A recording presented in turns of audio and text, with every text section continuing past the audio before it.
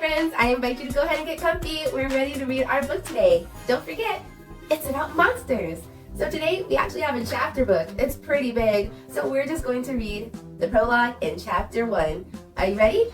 This is The Monsters of Merrymount Mansion. Written by Gregory G. Allen and illustrated by Shelby Goodwin. Look at that little monster on the front. How cute. Prologue.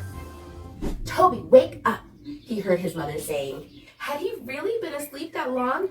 He felt like he had just seen the moon rise high in the October sky from the small window where he would watch the outside world.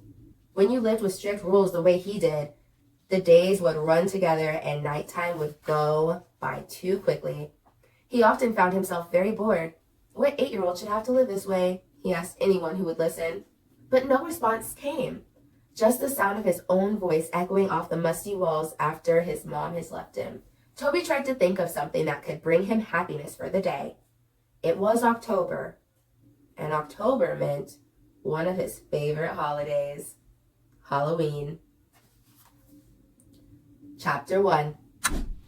Fall was in the air around the historic mansion at the top of the hill in the small town of Reddington.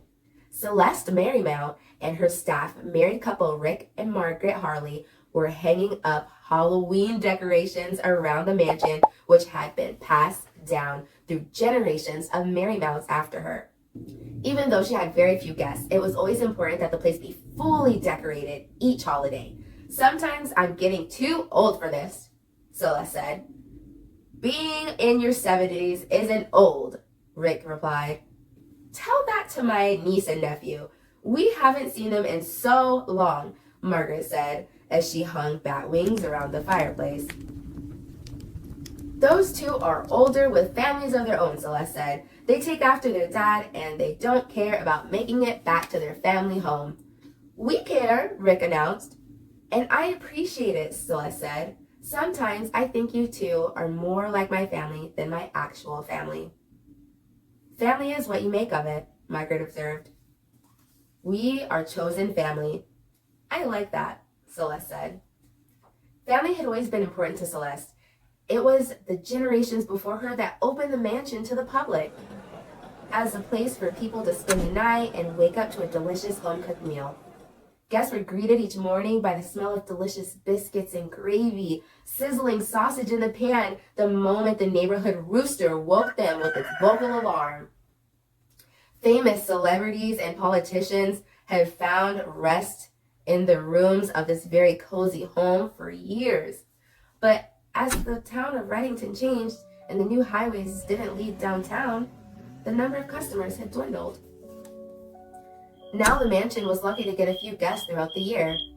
"I need to get out on that porch and fix some of those creaky boards this weekend," Rick said. "I don't know," Margaret chimed in. "It sort of had spooky house on the hill feel to the season."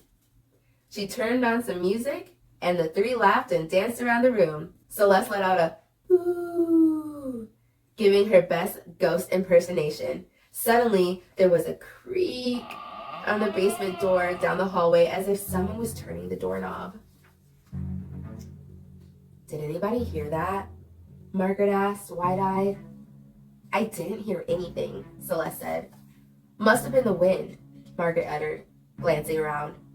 "You're always hearing noises in this old house," Rick interjected. "You can't help it," Celeste said. "The noises are all a part of being the 150-year-old home. So where should we put these jack-o'-lanterns?" The subject successfully changed. The other two went back to putting up the Halloween decorations while Celeste headed to the kitchen to bake some cookies. Even though there were no paying guests at the moment, there were others in the house who loved the smell of baking cookies.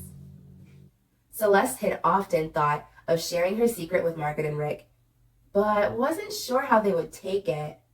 She had been sitting on the mysterious information for decades. She had never even told anyone in her family the secret of Merrymount Mansion. No one else knew about the monsters who lived in the basement. That's right, Celeste wasn't alone, as she always had company living beneath her. It had been her idea several decades before to allow the monsters to come upstairs when she would throw big Halloween parties. They loved that they could mingle with their guests as everyone thought they were dressed up for the occasion. The guests would come as witches, mummies, vampires, and the monsters would fit right in, sometimes winning the best costume contest at the end of the night. Through the years, Celeste had become close with the monsters. She was never frightened of them. They had their own families and carried about their business in the basement. She would see to it that they had food, and they looked forward to the one night a year where they could come out of the basement and join the townspeople.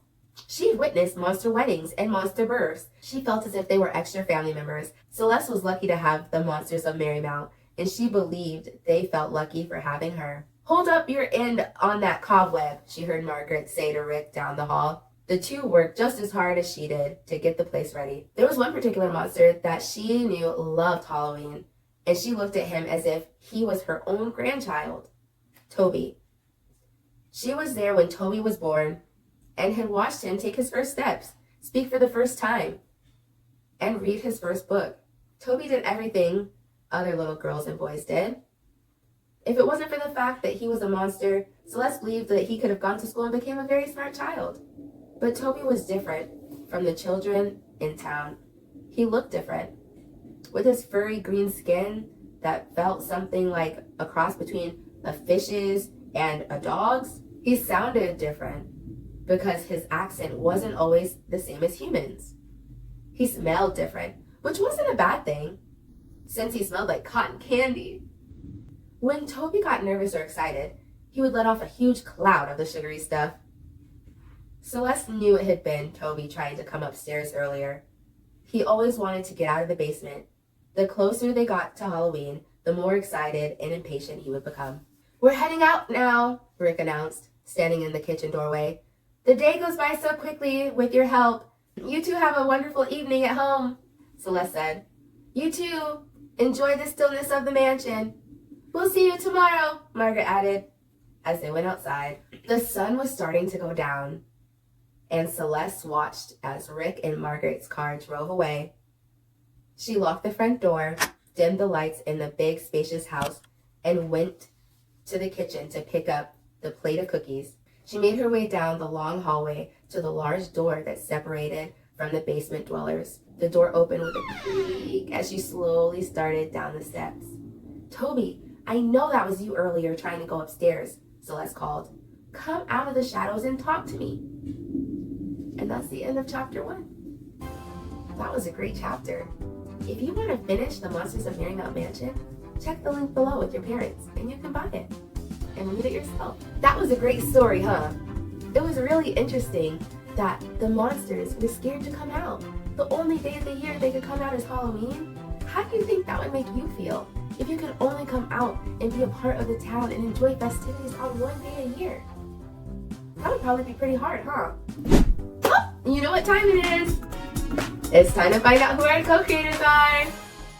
Show us co-creators in the app. Tell us, tap, tap, tap. Hello, smartphone, tell us today. Did all our friends have fun and play?